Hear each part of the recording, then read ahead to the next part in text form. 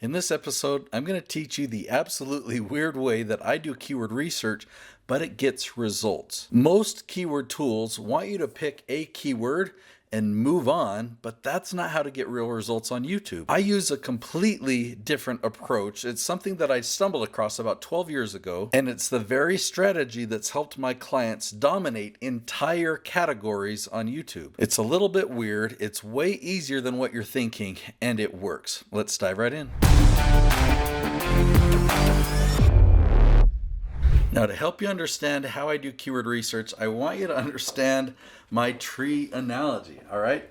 So picture a tree like this. I'm not going to hold this the whole time, but a tree has a broad trunk that goes out to the branches, that goes out to the leaves. You'll notice these leaves have question marks on them. The trunk of the tree represents your core area of expertise, and the branches represent all the different ways that you can categorize your expertise. The leaves represent the very specific questions that your target audience is asking in each of those categories. Now, you don't want to make videos on trunk topics or branch topics, even if you break it down by category. You only want to make videos on leaf topics, the very, very specific questions. Now I'm going to jump around a bit. I'm going to demonstrate a tool. I'm going to show you what I mean by branches, but stick with me because by the end of this episode, you'll really understand why I do this weird strategy and how it works to get me results. You'll be able to replicate what I'm doing so that you can get these results too. Your videos will rank at the top of YouTube. Okay, so the website that I'm at right now is SEMrush, Search Engine Marketing, okay? They have a whole suite of tools. I'm going to hover over SEO and go to the Keyword Magic tool. This Keyword Magic tool is like the one tool to rule them all, okay? So if you go there, by the way, you can get a free 2-week trial of this tool if you go to herokeywordtool.com. Now I'm going to do a search for follow up email. One of my clients helps people with their sales funnels, their follow-up sequence and whatnot. And so I'm just going to do a demonstration of how I would help him. In fact, this is a category that he is now making videos on. So I typed in follow-up email. I'm going to come over here and turn on the questions button. If you do this type of search, turn on the questions button and come over here as well. Turn on advanced filters and turn the word count up to 8. When we're talking about the trunk of the tree going out to the branches, going out to the leaves, the best leaves have 8 words, 9 words, or 10 words, so really long questions. Okay, so the leaves represent the questions that are really long and specific. Then we can look at all the different questions in here around a follow-up email, like how to write a follow-up email after an interview, or how to send a follow-up email after no response. You want to comb through and skip the ones that are asking the identical question, just worded differently, but find the unique topics. When to send a follow-up email after an interview. You know, I'm seeing such high volume over here. This is extreme. I'm actually going to increase the word count up to 10. I'm curious about that. And I'm also going to exclude the word interview because I really want to focus on this from the perspective of a business. Over here on the left-hand side, I noticed that Write has a lot of different topics and questions about it. So I'm going to click on that. So now we're looking up all questions that have follow-up email and Write. Let's just comb through this list and find the unique ones. So how to write one after no response. That's pretty similar. That one's for a job or a job application. How to write a follow-up email to a recruiter, or how to write one after a meeting or after a career fair. Or here's one after a complaint or after a conference or after a pitch. Here's one after a background check or after a business meeting. All right, so you can see that there's tons more. I could keep scrolling and scrolling. This number on the side in this volume column, that's the number of searches per month for this exact question. So how to write an email following up on a request.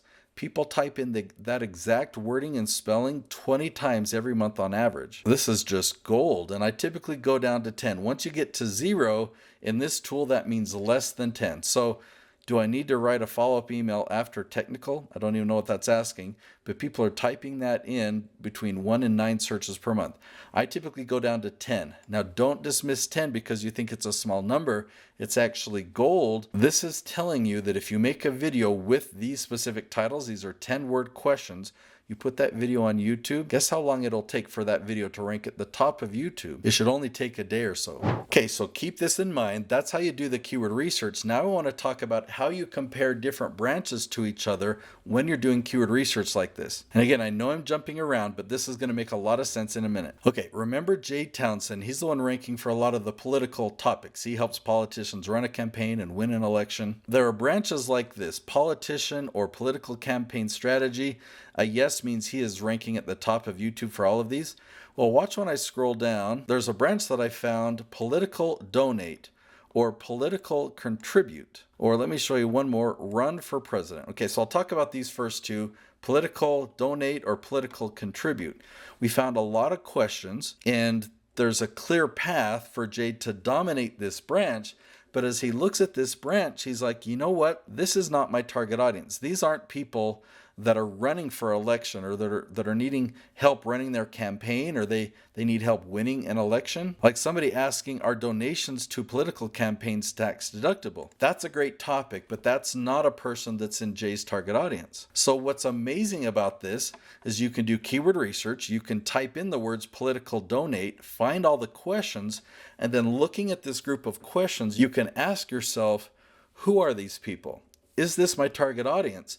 Do I love every one of these questions? Is this in my zone of expertise? But then you look at a branch like this, political campaign. What tasks do volunteers for a political campaign usually do? Or how has the internet revolutionized political campaigns? Or how to work on a political campaign? Or how to become a political campaign manager? Every one of these is a good question for Jay, and this branch is definitely Jay's target audience. So that's why we focus so heavily on this branch, and he's starting to dominate this branch, whereas those other branches I showed you, those aren't important. Jay does not want to dominate those. Okay, so this is where it comes full circle. I'm going to show you another example. If we type in, and this is for Jay Townsend, if we type in become politician, I'm going to turn that word count filter down to 8, and we don't need the exclusion filter on anymore. So you can see that there's a lot of questions in here. How hard is it?